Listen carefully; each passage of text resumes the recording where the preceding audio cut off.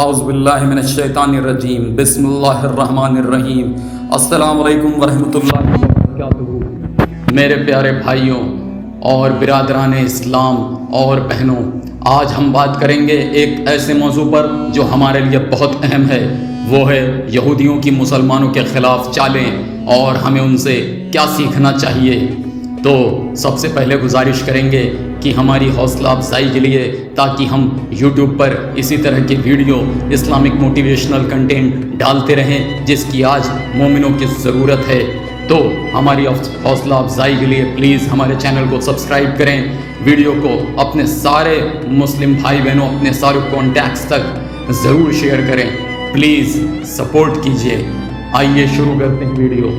اللہ تعالیٰ نے ہمیں قرآن میں پہلے ہی آگاہ کر دیا ہے کہ یہ لوگ کبھی مسلمانوں سے راضی نہیں ہوں گے جب تک ہم ان کا طریقہ نہ اپنا لیں، لیکن ہمارے لیے یہ ایک امتحان ہے اور ساتھ ہی ایک سبق بھی، قرآن سے چیتاونی۔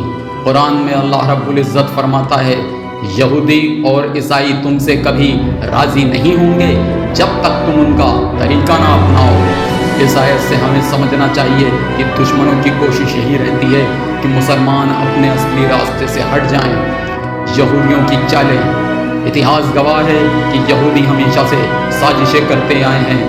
مدینہ کی سازشیں، جب آقا صلی اللہ علیہ وسلم مدینہ پہنچے تو یہودیوں نے آپس میں مسلمانوں کو بانٹنے کی کوشش کی، انہوں نے منافقوں کو اکسایا اور کئی بار مسلمانوں سے معاہدہ کر کے توڑا۔ علم اور سوشل میڈیا کا کنٹرول، آج دنیا میں یہی ہو رہا ہے۔ میڈیا، فلم انڈسٹری اور سوشل میڈیا پلیٹ فارمز میں ان کا بڑا ہاتھ ہے، وہ مسلمانوں کی نکاراتمک چھوی پیش کرتے ہیں۔ مالی طاقت، دنیا کے بڑے بڑے بینکس اور فائنینشیل سسٹمز انہی کے قابو میں ہیں۔ پھوٹ ڈالنا، مسلمانوں کو آپس میں فرقوں میں بانٹنا ان کی پرانی سازش ہے۔ اگر آپ آج دنیا دیکھیں تو فلسطین اس کا سب سے بڑا ثبوت ہے۔ وہاں پر معصوم بچوں اور عورتوں پر بم گرائے گئے، لیکن بڑی طاقتیں چپ رہتی ہیں۔ مسلمانوں کے لیے سبق، بھائیوں اور بہنوں اور اسلام کے رہبروں اور اسلام کے ماننے والوں، جاننے والوں، یہودیوں کی چالیں صرف ہمیں نقصان پہنچانے کے لیے نہیں ہیں بلکہ ہمارے لیے ایک امتحان بھی ہیں۔ آقا صلی اللہ علیہ وآلہ وسلم نے فرمایا، میں تمہارے بیچ دو چیزیں چھوڑ کر جا رہا ہوں، اگر تم انہیں تھامے رہو گے تو کبھی گمراہ نہیں ہوگے، اللہ کی کتاب اور اہل بیت میری سنت۔ یعنی یہی ہماری اصلی طاقت قرآن اور سنت سے اور اہل بیت سے جڑنے میں ہے، کامیابی کا راستہ۔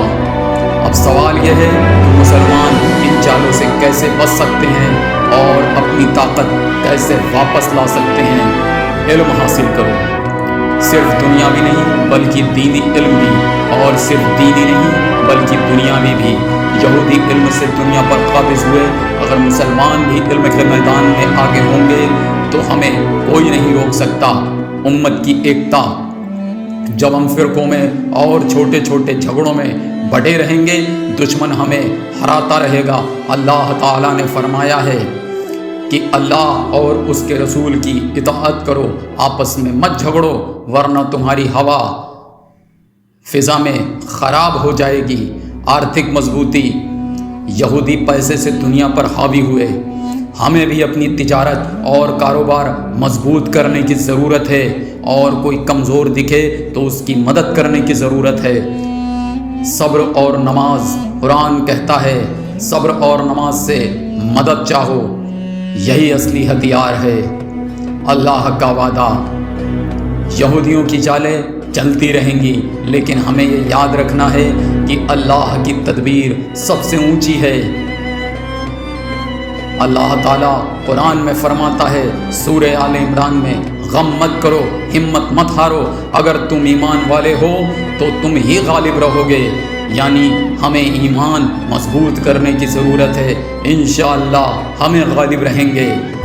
پیارے بھائیوں بہنوں اور اسلام سے محبت کرنے والے جانشینوں، آج ضرورت ہے اس بات کی کہ ہم یہودیوں کی چالوں سے ڈرے نہیں بلکہ سبق لیں اور تیار رہیں لڑنے کے لیے، مقابلہ کرنے کے لیے۔ اپنے بچوں کو دینی اور دنیاوی علم دونوں سکھائیں، امت کی ایکتا کے لیے کام کریں، نماز اور صبر اور ایمان کو مضبوط رکھیں۔ یاد رکھو، دشمن چاہے کتنا بھی چالے چل لے، اللہ سب سے بڑا ہے۔ اللہ اکبر۔ اور آخرت انہی لوگوں کی ہے جو ایمان پر ڈٹے رہتے ہیں۔ اس ویڈیو کو اپنے لوگوں تک پہنچائیں۔ گزارش ہے کہ ان باتوں پر عمل کریں۔ اللہ رب العزت مجھے اور آپ کو ان باتوں پر عمل کرنے کی توفیق فرمائے۔ ملیں گے ایک نئی سوچ، ایک نئی ویڈیو کے ساتھ، اور دیں گے آپ کو اسلامک موٹیویشن جس کی آج اس قوم کو ضرورت ہے۔ بہت شکریہ سننے کے لیے۔ ویڈیو کو سبھی تک ضرور پہنچائیں ورنہ میری محنت بیکار ہو جائے گی۔